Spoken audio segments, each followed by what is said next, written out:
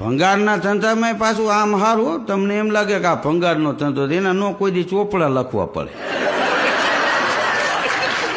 કે નો income tax ભરવો પડે. ભંગાર એ ભંગારવાળો જ ખાલી ખુરશી નાખીને બેઠો જ હોય. કોઈ એમ કે ને લાહી કપલીનું ને આટાવાળીયું ના થોડેક લોટાના ટુકડા દેવાના છે તો કે 29 રૂપિયા આવશે કિલોના.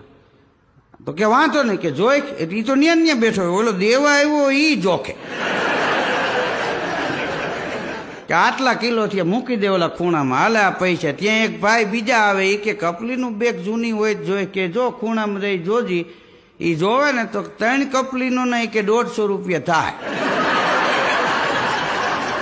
અમારે એક ભાઈ એના મિત્રને કહેતા હતા કે મારો નાનો ભાઈ રહ્યો ને 2 વર્ષ થયા એ કે વાયોલિન શીખે, કે તો બહુ સારું કહેવાય. પ્યાર નહીં હે સુર સે જિસકો ઓ મૂર્ખ ઇન્સાન નહીં હે.